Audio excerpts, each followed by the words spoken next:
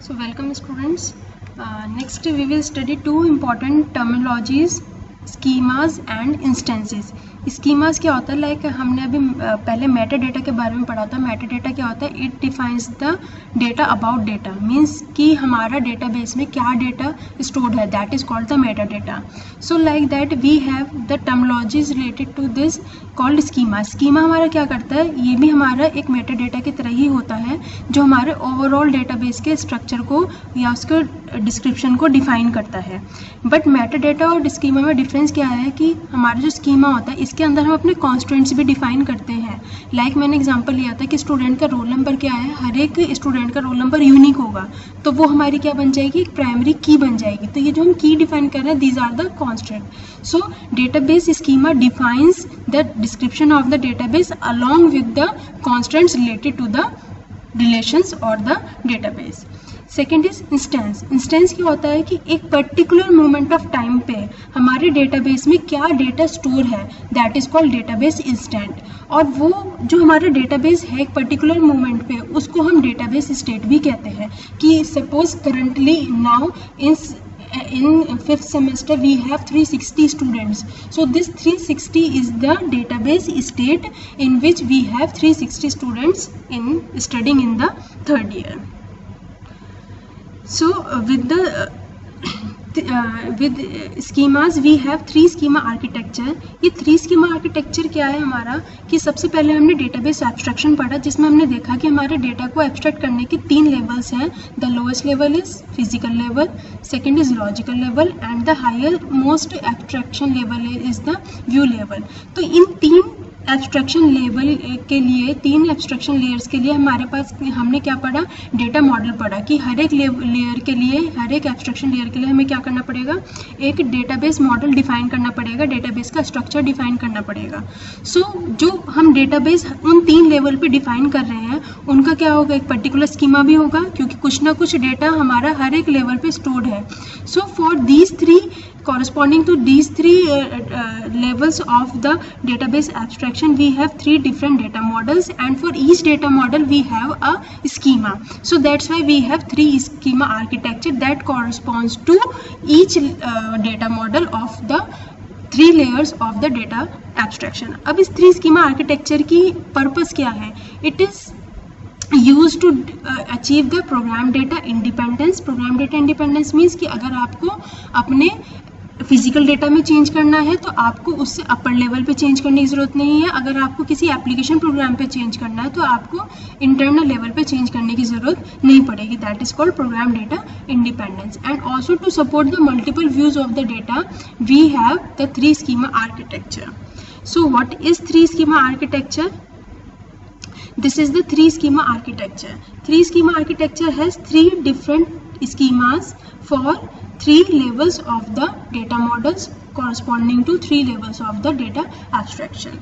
सबसे पहले हमारा कौन सा है? For physical level we have the physical data model, and for physical data model we have internal schema. Internal schema हमारा डिफाइन करता है कि हमारा क्या डेटा स्टोर है डेटाबेस में, तो उसके लिए जो हम स्ट्रक्चर डिफाइन कर रहे हैं, जो उसके लिए हम स्कीमा डिफाइन कर रहे हैं, that is called the internal schema.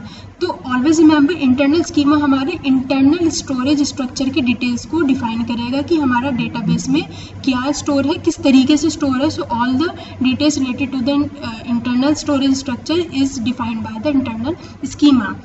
Next, अगर हम डेटाबेस एब्स्ट्रैक्शन लेयर की बात करें तो हमारे पास क्या था? लॉजिकल लेवल था, जो कि हमारा क्या डिफाइन कर रहा था कि हमारा क्या डेटा स्टोर है.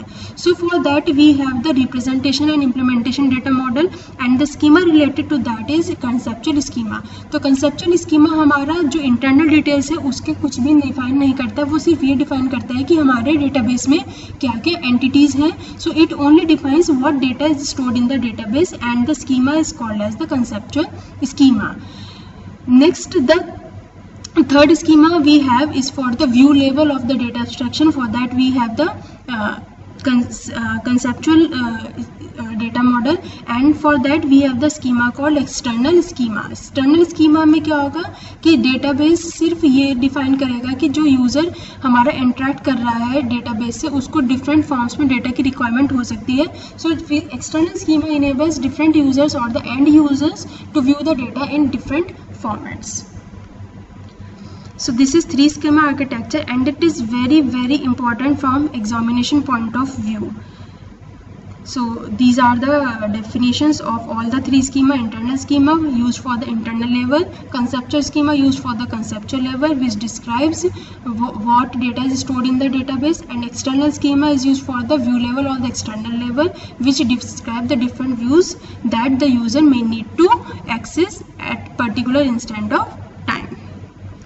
Next concept, most important concept is the data independence. Data independence अभी तक हमने एक जनरल टर्म्स में पढ़ा है कि हम डेटा को हाइड कर रहे हैं from one level to another level, and अगर हमें किसी भी लेवल पे कुछ मॉडिफाई करने की ज़रूरत है तो हमें रिमेनिंग लेवल पे चेंज करने की नीड नहीं होती. तो इसके कॉरस्पॉन्डिंग हमारे 2 तरीके के डेटा इंडिपेंडेंस होते हैं, logical data independence and physical data independence.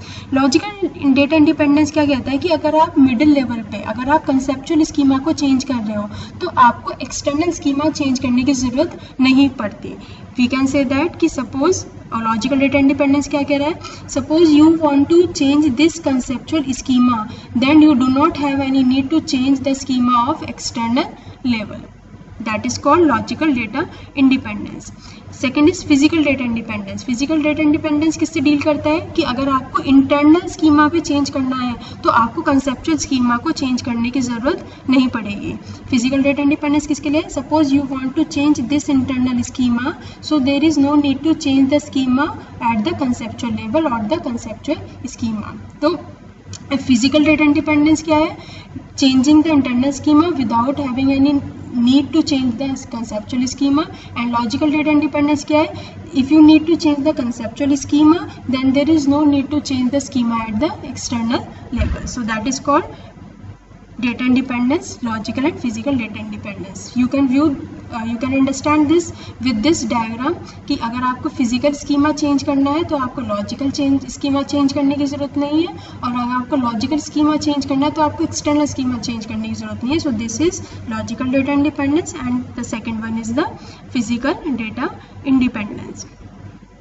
Next is we have the application architecture. Application architecture means कि आप जब अपने DBMS को इम्प्लीमेंट करते हो, जब आप उसको अप्लाई कर रहे हो तो उस एप्लीकेशन एनवायरनमेंट में आपका DBMS का आर्किटेक्चर किस तरीके का होगा. So in that we have 2 types of DBMS architecture. First is the 2-tier architecture and second is the 3-tier architecture. 2-tier architecture में क्या होता है, we have 2 tiers of the database. First is the user and the application. We can say that कि जो user database से interact करने के लिए जिस एप्लीकेशन का यूज़ कर रहा है वो एप्लीकेशन का है यूज़र की साइड पे, and that application is able to interact directly with the database system. So that is 2-tier architecture. User has some application interface and write some queries and that application interface directly interacts with the database system which fetches the data from the database and return to the user. So that is 2-tier architecture. इस 2-tier architecture का example आप ले सकते हैं like JDBC ODBC environment जो हम student purpose से use करते हैं. So that is an example of 2-tier architecture. In 3-tier architecture what we have done is this application interface which is reside at the user side or at the client side is not able to directly interact with the database. Instead what we have done is we have divided or we have fragmented this application component into application client and application server. So what user need to do is whenever a user want to access some data from the database system, तो वो क्या करेगा, application client के पास क्या है, सिर्फ और सिर्फ एक इंटरफेस है जिसके थ्रू वो अपनी क्वेरी राइट करेगा, और वो क्वेरी किसके पास जाएगी, एप्लीकेशन सर्वर के पास में. सो यहाँ पे जो 3-tier आर्किटेक्चर है वो 2-tier से कैसे डिफर कर रहा है कि 2-tier में जो हमारे एप्लीकेशन इंटरफेस था वो डायरेक्टली डेटाबेस से इंटरेक्ट कर रहा था, लेकिन यहाँ पे क्या होगा कि एप्लीकेशन क्लाइंट अपनी रिक्वेस्ट को सेंड करेगा एप्लीकेशन सर्वर के पास में, और वो एप्लीकेशन सर्वर कहाँ पे रिसाइड करता है, सर्वर साइड पे. तो एप्लीकेशन सर्वर नाउ उस यूज़र को पहले ऑथेंटिकेट करेगा, वैलिडेट करेगा. अगर वो वैलिड यूज़र है तो उसकी क्वेरी को वो डेटाबेस सिस्टम के पास लेके जाएगा और इस डेटाबेस में से अपने डेटाबेस को, यूज़र के डेटाबेस को एक्सेस करेगा जो उसकी नीड है. फिर वो एप्लीकेशन सर्वर के पास जाएगा and then application server return the response to the client. So in 3-tier architecture, this application is divided into 2 components, that is application client and application server. So यहाँ पे जो user का interaction है database system से वो directly नहीं है, वो कैसे है, with the help of application server. So we can say that the 3-tier architecture is more secure as compare to the 2-tier architecture. Next is DBMS languages. कि DBMS को create करने के लिए, DBMS को एक्सेस करने के लिए, DBMS में से कुछ भी डेटा को रिट्रीव करने के लिए हम SQL क्वेरीज का यूज़ करते हैं, क्वेरीज का यूज़ करते हैं. तो वो क्वेरीज की लैंग्वेजेस किस तरीके से होती हैं. So first we have the data definition language और it is called as DDL statement. As you can see that it is data definition. So whenever you need to define your database, so उसके लिए हम किस तरीके की language का use करते हैं, डेटा डेफिनेशन लैंग्वेज. ठीक है. So we can say that DDL statement are use to define the database structure और स्कीमा. तो अगर आपको अपने डेटाबेस का स्ट्रक्चर डिफाइन करना है या स्कीमा डिफाइन करना है तो उसके लिए हम क्या करते हैं, DDL कमांड्स का यूज करते हैं. So for here we have mention some command. First is the create. Create is use to create the database structure. alter or to change or to modify the structure of the database. For that we use alter command. Drop is used to delete the entire structure of the database or entire structure of the relation. Next we have truncate. Truncate remove all the records. Records refer to the data that is reside in a particular relation or the database. For that, if we want to remove all the records in the system, we can use the truncate command. We have next comment. Comment is used to add the comment in the data dictionary which is called the metadata. And rename. Rename is कि अगर हमें rename करना है अपने table के name को, किसी भी टेबल के नेम को rename करना है तो उसके लिए हम क्या यूज़ करते हैं, rename command. So all these commands comes under the category of data definition language which is used to define the structure of database or schema. Here are some examples shown for the DDL to create the table. For creating of the table, we have create table command. So it is create table. Students is the name of the table. We write create table, then name of the table. Table का name suppose student है, and within parenthesis we give the attributes or the fields that we want to create in this particular table student. Suppose we have an attribute name. सबसे पहले attribute का name आता है, then उसका data type आता है, then उसका size आता है within parenthesis. So we can say that in student table we have an attribute name जिसके अंदर वैल्यू कैसी जाएगी, करेक्टर टाइप की, और उसका मैक्सिमम साइज क्या है, 30. Next we have SSN number और the social security number. Again इसका डेटा टाइप क्या है, करेक्टर टाइप, एंड मैक्सिमम जो साइज है इसका वो है 9. एंड अब देखो जो सोशल सिक्योरिटी नंबर है वो हर एक स्टूडेंट का क्या होगा, यूनिक होगा. तो ऐसे एट्रीब्यूट जिनकी वैल्यू यूनिक होगी हमें क्या करना होता है, टेबल में प्राइमरी की डिफाइन करनी पड़ती है जिसके थ्रू हम हर रिकॉर्ड को यूनिकली आइडेंटिफाई कर सकें. So we have defined this SSN number as primary key and not null. Next we have similarly we can have multiple other attributes like category, cat, 20. So this is the way we create a table. Create table, table name, then attribute name, data type size, attribute data type size, attribute data type size. अब यहाँ पे जो ये primary की है ये क्या है, कांस्टेंट. जो अभी तक हम कांस्टेंट की बात कर रहे थे कि हम एडिशनल कांस्टेंट लगाते हैं. सो this is the constant defined with this table student. Next अगर ये हमारा क्या हुआ, अभी हमने सिर्फ अपने डेटाबेस को डिफाइन करा है. अगर अब हमें इसके अंदर क्या करना है, मैनिपुलेट करना है. So for that we use insert command. For inserting record into this student table we have insert command. For that we can write insert into table name. Table name is students, then values. तो यहाँ पे हम क्या करेंगे, sequence में जिस sequence में हमने अपने एट्रीब्यूट्स डिफाइन करा है उसी सीक्वेंस में हम यहाँ पे वैल्यूज को देंगे. It is to be noted that all the character values or all the string values are given in single quotes and not in the double quotes. So this is how we insert a record into the table.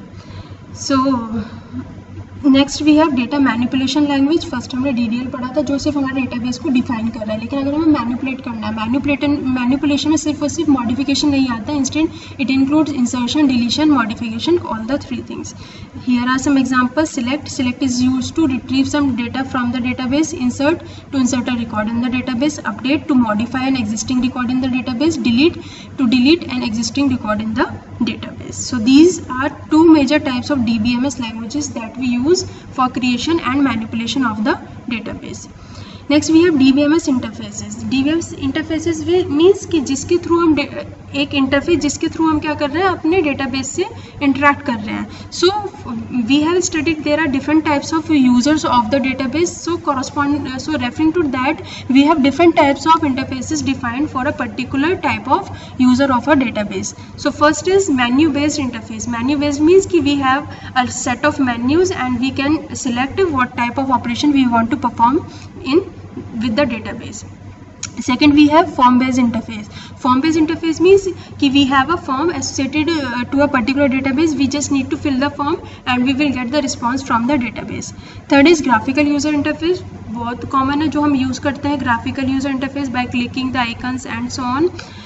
Fourth is natural language interface. Natural language interface means कि हम अपनी natural language में बस कुछ command लिख रहे हैं, कुछ कीवर्ड्स लिख रहे हैं and we are getting the response. Natural language interface का बेस्ट एग्जांपल आप गूगल सर्च लिख सकते हो, जिसमें हम क्या करते हैं, क्वेरी के लिए हम अपने नेचुरल लैंग्वेज में कुछ कीवर्ड्स टाइप करते हैं और हमें रिस्पॉन्स मिल जाता है. Fifth is interface for parametric and users. Parametric and users कौन से होता है, जिनके पास एक सेट ऑफ डेडिकेटेड टास्क ही होता है परफॉर्म करने के लिए. जैसे मैंने आपको पहले भी एग्जांपल दिया था, कस्टमर केयर रिप्रेजेंटेटिव जो होता है उसके पास एक पर्टिकुलर टास्क ही होता है परफॉर्म करने के लिए. So we have different type of interface defined for such type of users. And last is interfaces for DBA. DBA is the database administrator. उसके पास राइट होता है every type of task perform करने का, उस आपके डेटाबेस को completely monitor करने का, एक्सेस करने का, ऑथराइज करने का एंड मेंटेन करने का. So these all about the 3 schema architecture, DBMS languages and interfaces. Thank you.